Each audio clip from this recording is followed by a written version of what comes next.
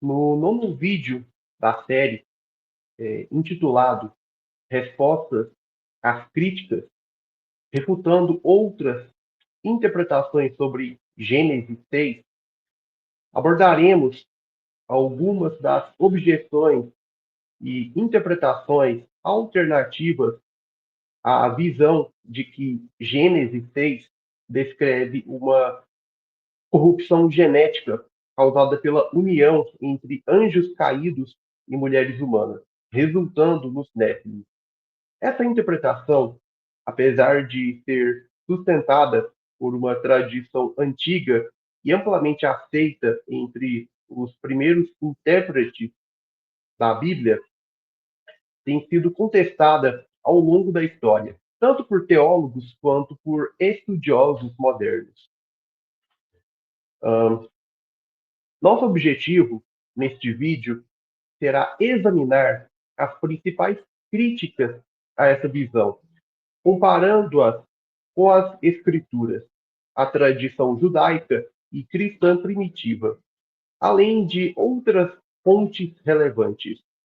Entre as objeções que analisaremos estão a ideia de que os filhos de Deus eram apenas descendentes piedosos de Sete, que os Nephilim eram apenas homens poderosos sem qualquer conexão com seres sobrenaturais, ou que o episódio de Gênesis 6 não tem implicações espirituais significativas.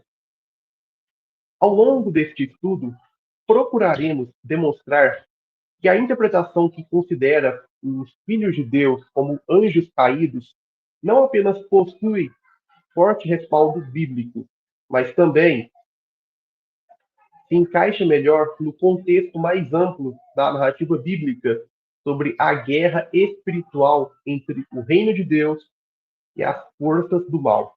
Além disso, responderemos às objeções teológicas e exegéticas, mostrando por que a visão dos anjos caídos e néfilim continua sendo a mais consistente à luz das Escrituras e da história da interpretação cristã.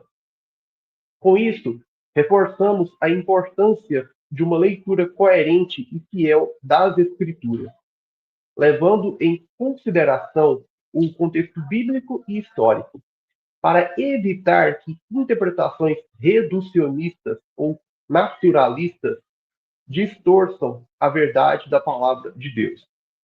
Pois muito bem, a visão de que os filhos de Deus, mencionados em Gênesis 6, eram anjos caídos que se uniram a mulheres humanas, tem uma longa tradição na interpretação bíblica. Esse entendimento remonta ao período intertestamentário e é encontrado em textos como o livro de Enoque, além de ser defendido por pais da igreja como Justino Mártir, Irineu e Tertuliano. No Antigo Testamento, a expressão filhos de Deus, Bene Elohim, aparece em passagens como Jó 1:6, 2:1 e 38:7, sempre se referindo a seres angelicais. Isso fortalece a ideia de que em Gênesis 6, essa expressão também designa anjos.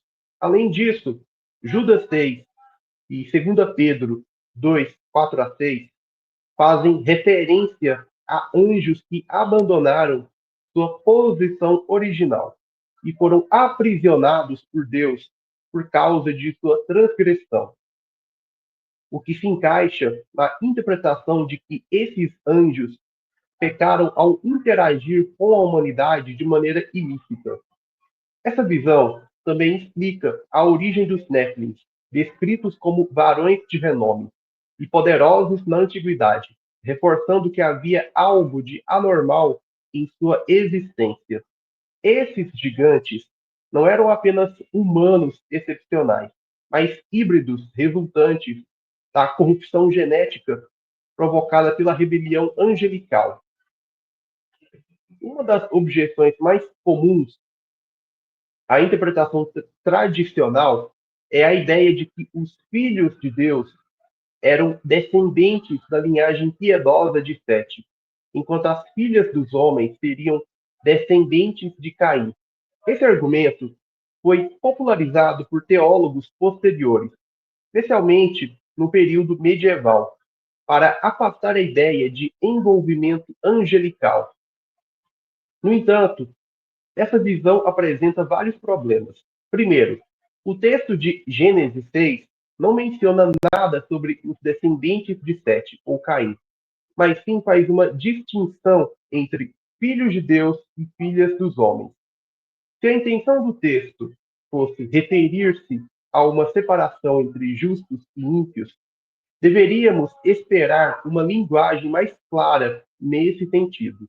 Além disso, casamentos entre pessoas de diferentes linhagens espirituais sempre foram uma realidade na Bíblia, mas nunca produziram seres gigantes ou varões de renome. O casamento entre crentes e descrentes pode ser uma desobediência à vontade de Deus, mas não altera a genética humana, o que enfraquece essa explicação. Outro problema com essa visão é que o Novo Testamento corrobora a ideia da rebelião angelical, como já mencionado em Judas 6 e 2 Pedro 2, 4 a 6. Esses textos falam de anjos que pecaram de forma específica e foram punidos severamente. Algo que não faz sentido se estivermos falando apenas de descendentes humanos misturando-se entre si. Outra tentativa de interpretar Gênesis 6 de forma naturalista é dizer que os Néfilim eram simplesmente humanos fisicamente imponentes, como guerreiros ou líderes tribais poderosos.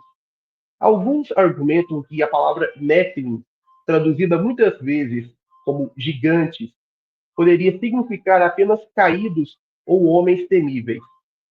Entretanto, o contexto do próprio texto e outras passagens bíblicas que mencionam os Nephilim reforçam sua natureza excepcional.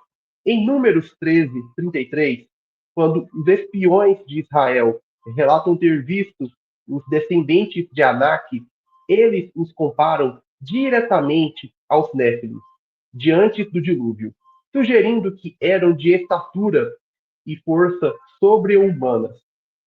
Se os Néfilim fossem apenas guerreiros normais, essa associação não faria sentido.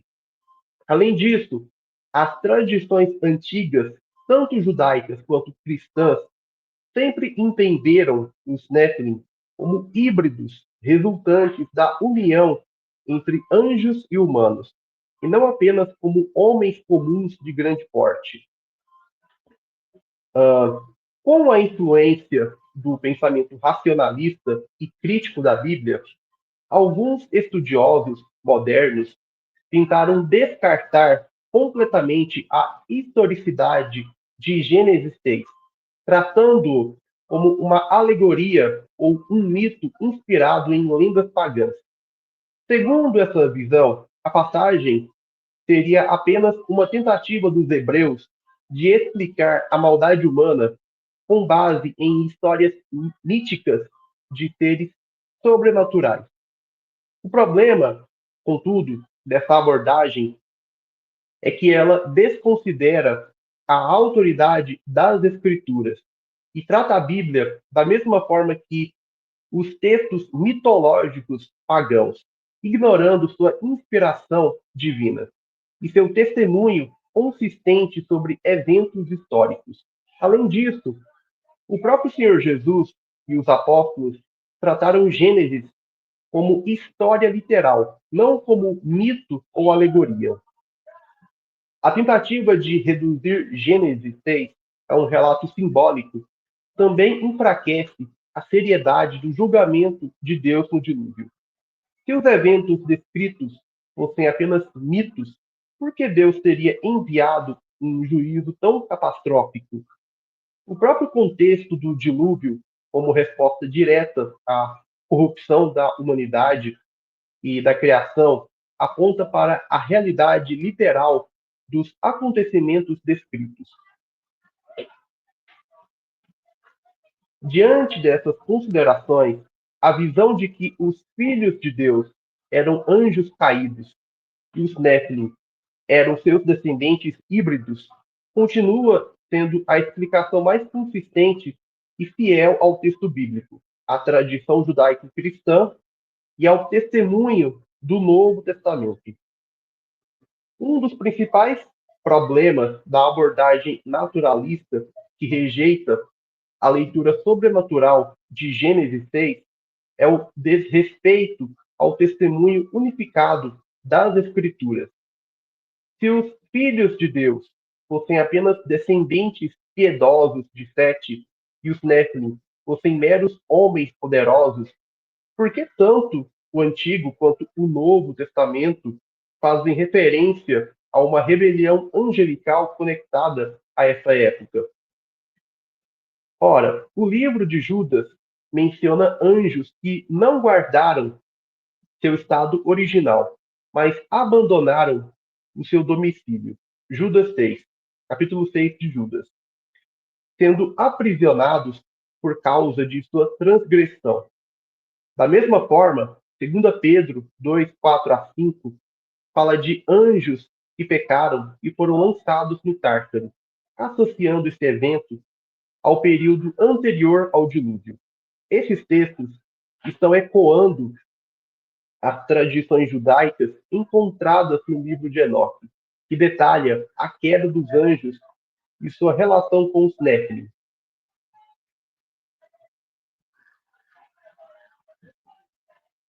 Além disso, é importante destacar que Jesus nunca negou essa tradição. Quando os saduceus perguntaram sobre casamento na ressurreição, Jesus respondeu que os anjos não se casam. Mateus 22, 30. No entanto, ele não disse que isso seria impossível para os anjos caídos. Apenas que os anjos fiéis a Deus não se casam no céu. O próprio fato de o Novo Testamento reafirmar a punição específica desses anjos demonstra que sua transgressão foi única e diferente das demais quedas angelicais. Se a interpretação naturalista fosse verdadeira, teríamos que acreditar que Pedro, Judas e até mesmo as tradições judaicas estavam erradas sobre a rebelião dos anjos antes do dilúvio. Isso cria um problema teológico sério, pois implicaria que a Bíblia mantém uma visão equivocada sobre eventos históricos e espirituais. Uma objeção comum à interpretação de que os anjos se uniram fisicamente às mulheres humanas é a ideia de que os anjos, por natureza, não possuem capacidade reprodutiva. No entanto, esse argumento ignora um ponto essencial. Os anjos são seres espirituais, mas podem manifestar-se fisicamente e interagir com o mundo material.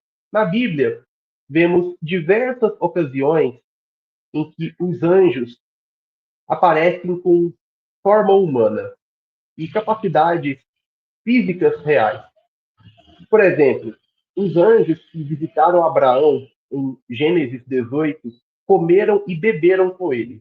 Os anjos que foram a Sodoma em Gênesis 19 eram tão humanoides que os homens da cidade desejaram abusar deles. Esses exemplos demonstram que os anjos, quando manifestos na esfera terrena, podem possuir atributos físicos. Outro ponto crucial é que a Bíblia fala dos corpos celestiais e dos corpos terrestres, fazendo distinção entre os dois. 1 Coríntios 15, 40. Isso significa que, ao assumirem forma corpórea, os anjos caídos poderiam ter conseguido realizar atos físicos, incluindo a reprodução. Esse argumento se encaixa na ideia de que os anjos, ao caírem, buscaram transgredir os limites impostos por Deus, o que justifica sua punição tão severa. Outro ponto interessante é que praticamente todas as culturas antigas possuem mitos sobre deuses, semideuses e gigantes, o que sugere que Gênesis 6 não é um relato isolado. A mitologia suméria fala dos Anunnaki. Os gregos tinham os titãs e os semideuses, como Hércules, e até os povos indígenas possuem lendas sobre seres gigantes e poderosos que governavam a Terra antes da chegada dos homens comuns.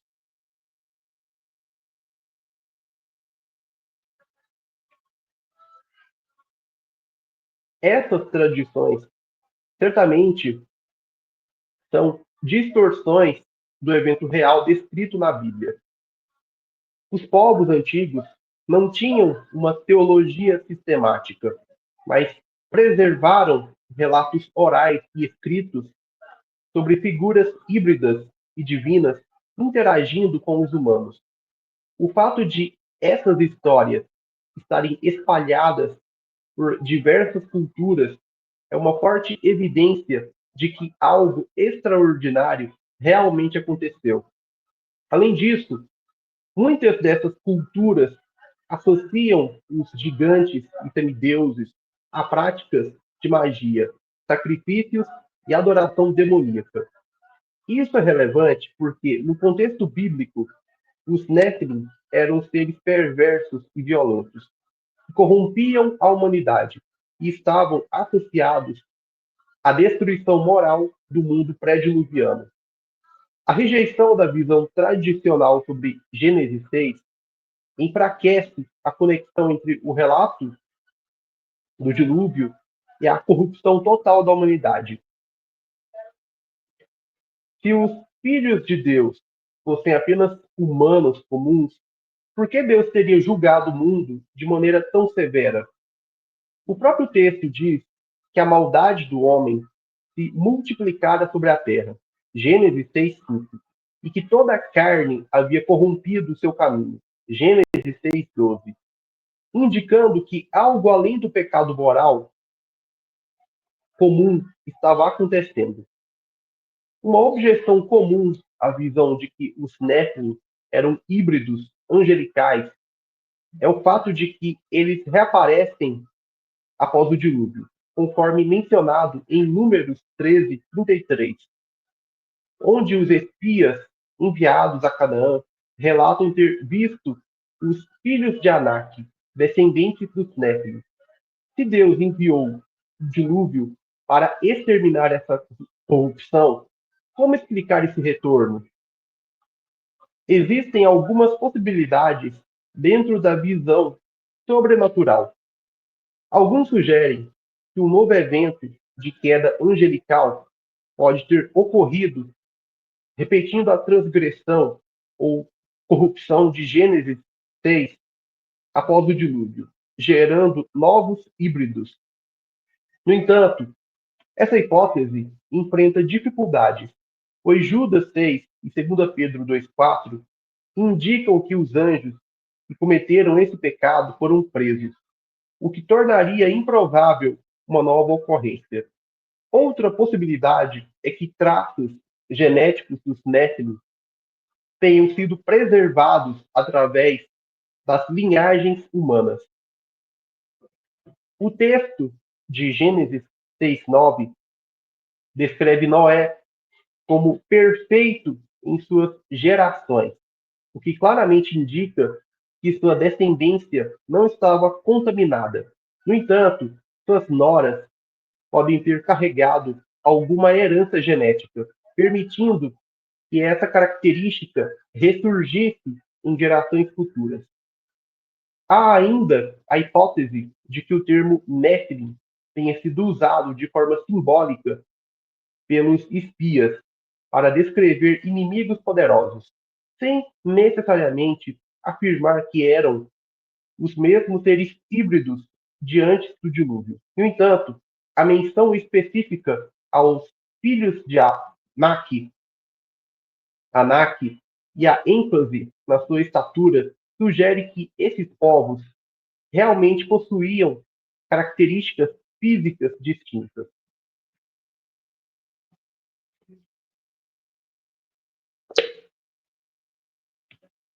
Bom, seja qual for a explicação mais correta, o fato de Deus ter ordenado a destruição total de certos povos em Canaã, como os Anaquins, né, os filhos de Anak, aponta para uma guerra espiritual em andamento, possivelmente contra descendentes corrompidos dos antigos Nephilim. A presença de gigantes entre os cananeus parece estar diretamente ligada às práticas de idolatria e sacrifícios humanos. As nações que Israel deveria destruir estavam envolvidas em rituais demoníacos, incluindo sacrifícios de crianças a Moloque, conforme relatado em Levítico 18:21 e Deuteronômio 18:10. Se os Nephilim eram de fato resultado da interação entre anjos caídos e humanos, faz sentido que suas linhagens estivessem associadas a práticas ocultistas e à rebelião contra Deus. A adoração a deuses como Baal e Astarote frequentemente envolvia orgias rituais, possessões espirituais e rituais de magia, reforçando a ideia de que havia uma influência demoníaca direta nessas civilizações. Algumas tradições judaicas e o livro de Enoque sugerem que os espíritos dos Nephilim, após a morte, tornaram-se os demônios que continuam a atormentar a humanidade. Isso explicaria por que as práticas ocultistas sempre estiveram ligadas a entidades espirituais que exigem adoração, sacrifícios e pactos.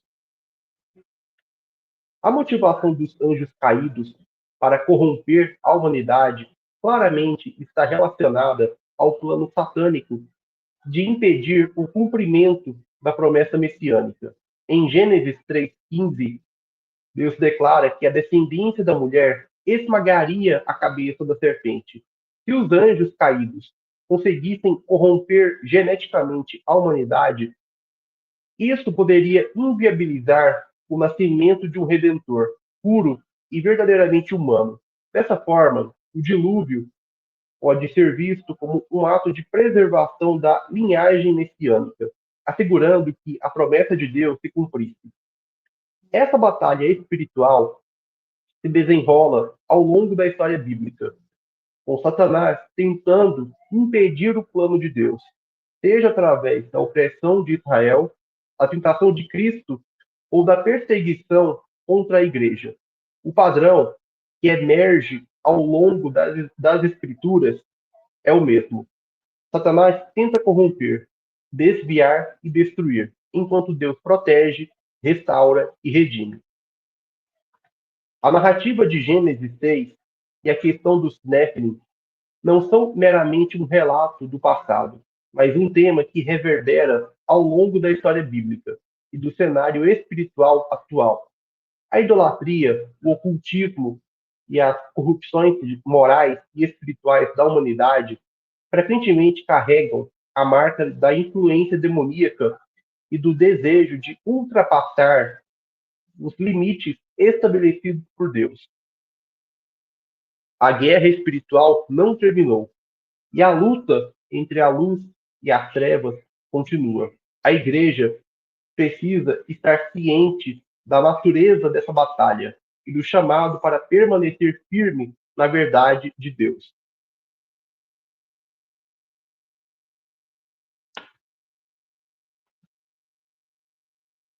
A passagem de Gênesis 6 tem sido objeto de debate teológico desde os primeiros séculos da Igreja. Basicamente, três principais interpretações surgiram ao longo da tradição cristã, ou somente três, né? A visão sobrenatural ou angélica, que é a que esse canal adota e defende, a visão dos descendentes de Sete e a visão dos reis tiranos. A visão sobrenatural, que defende que os filhos de Deus eram anjos caídos que tiveram relações com mulheres humanas, foi amplamente aceita pelos primeiros pais da Igreja, incluindo Justino, Mártir, Irineu, Tertuliano e Lactâncio. Essa interpretação também é sustentada por textos intertestamentários, como o livro de Enoque, que encontra respaldo em Judas 6 e 2 Pedro 2,4, que falam de anjos que não guardaram seu estado original e foram punidos por sua transgressão. Já a visão dos descendentes de Sete tornou-se predominante entre teólogos como Agostinho e João Calvino. Segundo essa perspectiva, os filhos de Deus eram os descendentes piedosos de Sete, enquanto as filhas dos homens pertenciam à linhagem ímpia de Caim. O casamento entre essas linhagens teria causado corrupção espiritual e moral na humanidade. Essa interpretação enfatiza a importância da pureza espiritual e moral, mas não aborda diretamente a origem dos gigantes mencionados no texto. Por fim, a visão dos reis tiranos sugere que os filhos de Deus eram governantes humanos poderosos que tomaram mulheres à força para si, seguindo um padrão de opressão e imoralidade. Essa visão foi defendida por alguns teólogos medievais e modernos, sendo adotada por estudiosos que evitam interpretações sobrenaturais da narrativa. Apesar dessas diferentes abordagens, é inegável que a passagem de Gênesis 6 aponta para um período de grande corrupção e rebelião, que culminou no dilúvio. Independentemente da interpretação adotada, o foco central do texto é mostrar a gravidade do pecado e a justiça de Deus ao julgar a humanidade corrupta. A Igreja deve lidar com as implicações dessa passagem à luz da batalha espiritual contemporânea. Se a visão sobrenatural for correta, e ela é de fato correta, isso reforça a ideia de que há uma guerra entre as forças espirituais do bem e do mal, e que os demônios continuam tentando influenciar e corromper a humanidade. Isso explica a disseminação de práticas ocultistas, satanistas, pactos espirituais e a busca por poderes além dos limites estabelecidos por Deus. Mesmo que se adote uma interpretação mais simbólica ou moral, a lição permanece clara. Sempre que a humanidade se rebela contra Deus e ultrapassa os limites que ele estabeleceu, o resultado é destruição. O mundo moderno está repleto de tentações semelhantes àquelas que levaram à corrupção antes do dilúvio, como a busca por conhecimento oculto, a valorização da imoralidade e o desprezo pelos mandamentos divinos. A Igreja deve permanecer vigilante, ensinando a verdade bíblica e alertando contra enganos espirituais. A batalha contra as forças das trevas não é travada com armas físicas, mas com a pregação fiel do Evangelho, a oração e a santificação do povo de Deus. O apóstolo Paulo nos lembra que a nossa luta não é contra carne e sangue, mas contra os principados e potestades, contra os dominadores deste mundo tenebroso. Efésios 6,12. A narrativa de Gênesis 6 nos ensina que Deus é soberano e justo, julgando a corrupção e preservando os seus fiéis. Independentemente da interpretação específica adotada, o relato ressalta a realidade da batalha espiritual e a necessidade de permanecer firmes na fé. A Igreja deve reconhecer os perigos as influências espirituais malignas, evitando toda forma de envolvimento com práticas ocultistas, idolatria ou qualquer tentativa de obter poder e orientação fora da vontade de Deus, da sua orientação revelada na Escritura. A mensagem central da Escritura é clara: Cristo venceu as trevas, e aqueles que pertencem a ele devem viver em santidade, resistindo ao mal e proclamando a verdade do Evangelho. Bom, pessoal, eu espero que tenham gostado do vídeo. Agradeço sua atenção por ter assistido até aqui no final. Deixe sua curtida, comente sua opinião embaixo e compartilhe com outras pessoas. Bem, um forte abraço e até o nosso próximo encontro. Fiquem todos com Deus.